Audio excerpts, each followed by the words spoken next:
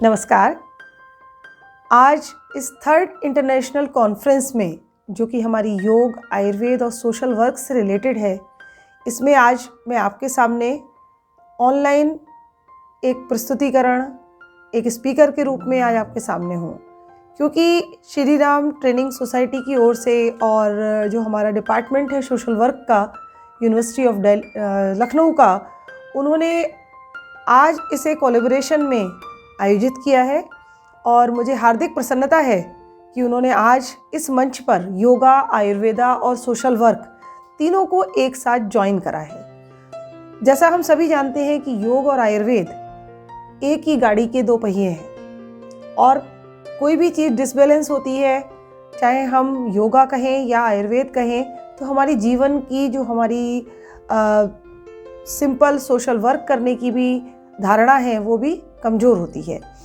तो मैं doctor Manisha Dixit, associate professor, Uttarakhand Ayurveda university, Rishikul campus Haridwar और डायरेक्टर प्राणायाम आयुर्वेदा एवं पंचकर्म सेंटर हरिद्वार, आज योग, आयुर्वेद और साथ में उससे आप अपना ट्रांसफॉर्मेशन कैसे कर सकते हैं, आप किस तरीके से अपना सेल्फ ट्रांसफॉर्मेशन कर सकते हैं, इस विषय पर आपके साथ चर्चा करने के लिए यहाँ पर उपस्थित हूँ।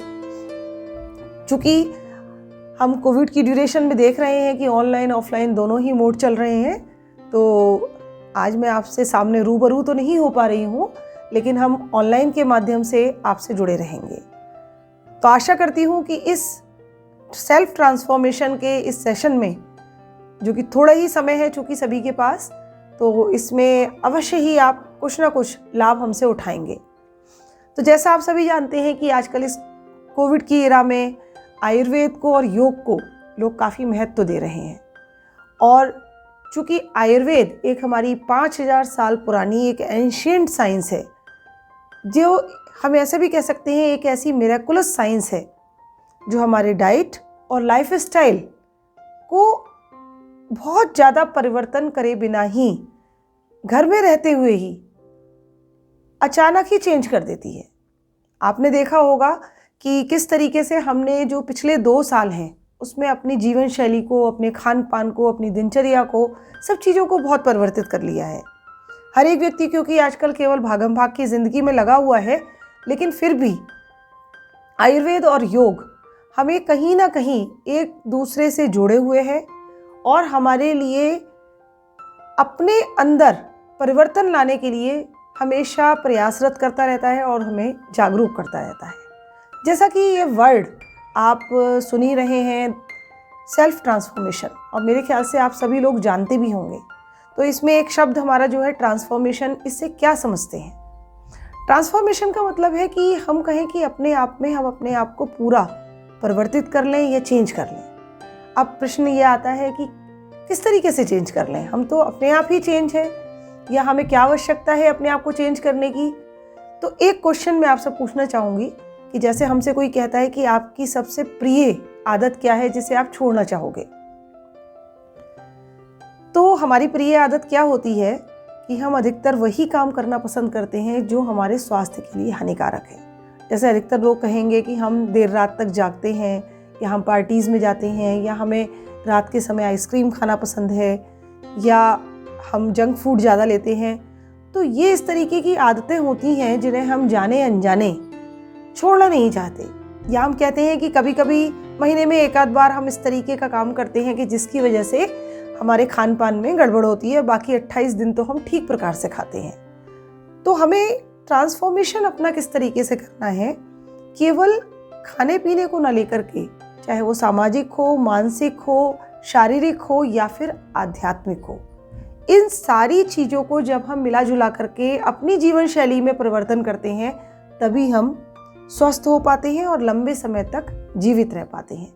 जैसा कि आचार्य सुश्रुत ने भी कहा है, समदोषः समागनिश्च समधातु मल क्रिया प्रसन्नात्मेन्द्रिय मना स्वस्थ इत्यभिधीयते। इसको हम सरल शब्दों में कहें तो हम कहें कि आयुर्वेद हमारा त्रिदोष पर आधारित है, वात, पित्त और कफ। इन तीनों दोषों का हमारे अंदर सामंजस्य स्थापित करता है। तो जिस व्यक्ति के अंदर ये दोष समान है, सारी तरीके की धातुएं उसकी पुष्ट हैं, रस रक्त मांस मेद अस्थि मज्जा शुक्र, ये सारी धातुएं पुष्ट हैं। उसके शरीर में से जो एक्सक्रीशन हो रहा है, चाहे हमारा यूरिन की फॉर्म में, फीकल मैटर की फॉर्म में या फिर स्वेट की फॉर्म में, वो प्रॉपरली हो रहा है। और इसके साथ साथ हम प्रसन्न आत्मेंद्रिय मना, यदि हमारी आत्मा, इंद्रिय और मन तीनों चीज़ें प्रसन्न हैं, तभी आप एक हेल्दी हैं और तभी आप एक सक्सेसफुल व्यक्ति हैं। अब क्या हम अपने आप से प्रश्न करें कि क्या हम वाकई में हेल्दी हैं या क्या हम वाकई में सक्सेसफुल हैं? तो यदि आप नहीं भी हैं, आप कहेंगे कि मैं मानसिक रूप से बीमार हूँ या मैं शारीरिक रूप से बीमार हूँ, तो हमें आवश्यकता है अपने सेल्फ ट्रांसफॉर्मेशन की। क्योंकि आयुर्वेद किस तरीके से करेगा? आयुर्वेद करता है इसको स्वस्थ के माध्यम से। स्वस्थ जो हम एक तरीके से अपनी फिजिकल वेल बीइंग करते हैं, या हम कहें सद्वृत्त के माध्यम से, जिसमें हम अपने आप को इथिकली या मॉरली अपनी वेल बीइंग करते हैं, या हम कहें आचार रसायन के माध्यम से, जहां हम बिहेवियर अपना इतना अच्छा रखते हैं, जो हमारी बिहेवियरल थेरेपीज होती हैं उनके आधार पर हम अपना ट्रांसफॉर्मेशन कर पाए। और साथ में योग, जैसा आप जानते ही हैं कि योग के लिए हम कहते हैं योगश चित्त वृत्ति निरोधा, कि योग हमारी जितनी भी चित्त है, जो हमारा मन है, उसमें जो कोई हमारे बुरे विचार है उनका निरोध कर देता है, उनको रोक देता है।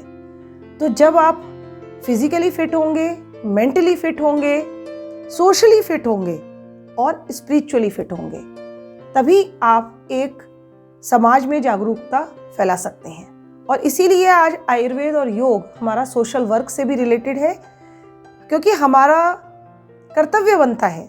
आचार्य चरक ने भी इसमें कहा है कि यदि आप फिजिकली और मेंटली फिट हैं, इसका मतलब आप सुखायु हैं, आप लंबे समय तक जीवित रहेंगे, 100 वर्षों तक जीवित रहेंगे, जिसको हम कहते हैं जीवेम शरदे शतम। लेकिन यदि आप सोशली और स्पिरिचुअली भी फिट हैं, तो वो है हितायु। हितायु जो कि हम दूसरों के लिए अपनी जीवन को या अपनी आयु को या अपनी लाइफ को हम दूसरों के हित के लिए उपयोग कर रहे हैं। वो आप कब तभी कर सकते हैं जबकि आप सभी प्रकार से फिट हों और अपना ट्रांसफॉर्मेशन खुद कर सके हों। ट्रांसफॉर्मेशन और किस तरीके से कहेंगे कि जब आपके अंदर पॉजिटिविटी करने की संभावना हो। अब जो हमारा स्वस्थ वृत्त है, स्वस्थ वृत्त कहता है कि आपको अपनी दिनचर्या और जो हमारी आचार्यों ने ऋतुचर्या बताई है, जो हमारे सीजनल रिजीम है और डेली रिजीम है, यदि आप उसका पालन करते हैं तो आप स्वस्थ रह सकते हैं। एक छोटा सा एग्जाम्पल यहाँ पे दे देते हैं कि जैसे आप सभी जानते हैं कि पूरे दिन में 24 घंटे होते हैं, और 24 घंटे को हम 6-6 घंटों में यदि डिवाइड कर लें, तो हमारे जो वात पित्त कफ हैं उनका भी एक काल बताया गया है, एक टाइम पीरियड बताया गया है, जिसको हम कहते हैं बायोलॉजिकल साइकिल या सर्केडियन साइकिल। इसी पर हमारी दिनचर्या आधारित है। आप इसकी ब्यूटी देखें कि आचार्य इतने बुद्धिमान थे, ये हमारे जो ऋषि मुनि थे, कि उन्होंने जो एक पर्टिकुलर टाइम बताया, उन्होंने कहा कि जो हमारा 2 बजे से रात को 6 बजे तक का टाइम है सुबह का, वो हमारा वायु का काल है। उसके बाद सुबह 6 बजे से लेकर के 10 बजे तक हमारा कफ का काल है, इसीलिए वो समय अच्छा होता है कि आप एक्सरसाइज करें। उसके बाद 10 बजे से फिर पुनः दोपहर के 2 बजे तक हमारा पित्त का काल है, जिस समय हमारी मेटाबॉलिक फायर या हमारी डाइजेस्टिव फायर बहुत इम्प्रूव्ड होती है, और जो हमें अपना मैक्सिमम हैवीएस्ट मील लेना है वो हमें दिन के टाइम लेना चाहिए 10 से 2 के बीच में। उसके बाद हमारी पुनः वही साइकिल चालू होती है 12 घंटे के बाद। दोपहर को 2 बजे से 6 बजे तक का टाइम हमारा वात का काल है। आपने देखा होगा कि कई बार जो जॉइंट पेन है या किसी को खाना खाने के बाद गैस बनना है, वो उसी ड्यूरेशन में होती है। शाम को पुनः हमारा 6 बजे से 10 बजे तक पित्त का काल होता है, कफ का काल होता है, और उसके बाद 10 से 2 बजे तक हमारा पुनः पित्त का काल है। तो ये जो हमारी सर्केडियन साइकिल है, इसका तात्पर्य यही है कि आपको अपनी दिनचर्या में ये निर्धारित करना है कि हम कौन सा काम किस टाइम पे करें, हमें एक्सरसाइज कब करनी है, हमें भोजन कब लेना है, हमें आराम कब करना है। क्योंकि यदि आप रात को 12 बजे तक भोजन करेंगे और उसके बाद आप सोने जाएंगे, तो आपका जो स्लीप पैटर्न है वो डिस्टर्ब होगा। आयुर्वेद जो हमारा है वो 3 पिलर्स पर आधारित है, आहार, निद्रा और ब्रह्मचर्य।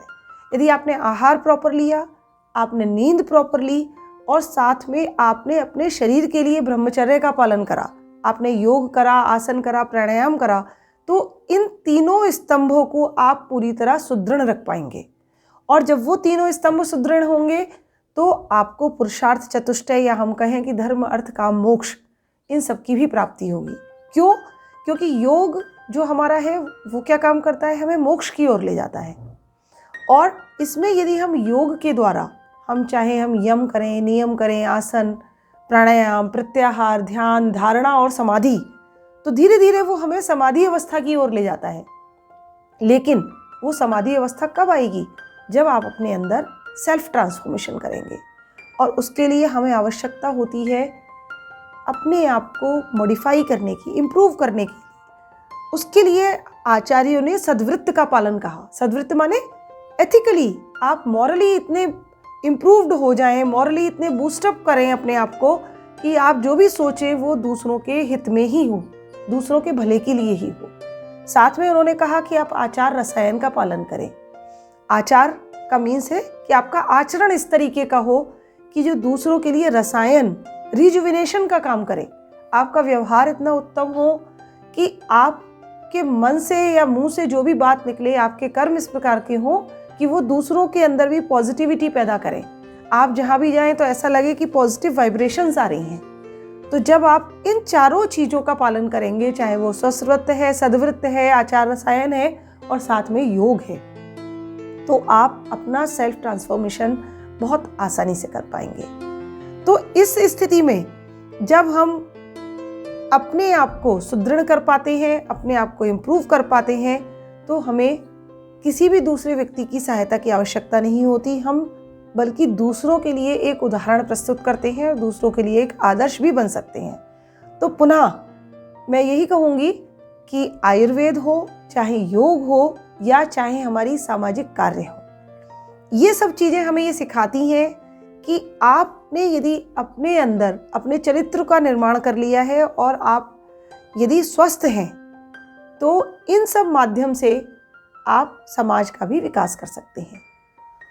तो चूँकि आज समय भी कम है और बाकी लोग भी काफ़ी सारे हमारे साथ जुड़े हुए हैं, तो पुनः मैं श्री राम ट्रेनिंग सोसाइटी का धन्यवाद करूंगी कि जिन्होंने सोशल वर्क के लिए यूनिवर्सिटी ऑफ लखनऊ के साथ कोलैबोरेशन करा है और ऐसे स्थान पर उन्होंने विभिन्न वक्ताओं को आमंत्रित करके उनके विचार सुनने की भी बहुत महान काम करा है और बहुत अति प्रशंसनीय वर्क करा है। तो इन सब परिस्थितियों में मैं बस आपको यही कहना चाहूँगी कि जो हमारा आयुर्वेद है वो हमें विभिन्न प्रकार की चिकित्साओं को भी बताता है। जैसे कि हम अपने प्राणायतन आयुर्वेद पंचकर्म सेंटर पर, जो कि हरिद्वार में स्थित है, वहाँ पर मर्म चिकित्साएँ, अग्निकर्म, कर्णवेधन और पंचकर्म चिकित्साएँ करते हैं। इसके अतिरिक्त हमारा जो YouTube चैनल है प्राणायतन आयुर्वेद का है, उसमें हमारे लाइव सेशंस और वीडियोज़ रहते हैं, आप उनको भी देख सकते हैं।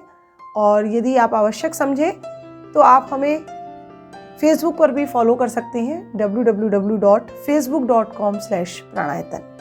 तो इन्हीं शब्दों के साथ मैं पुनः सभी का हार्दिक अभिनंदन करते हुए बहुत बहुत धन्यवाद, बहुत बहुत आभार व्यक्त करती हूँ। नमस्कार।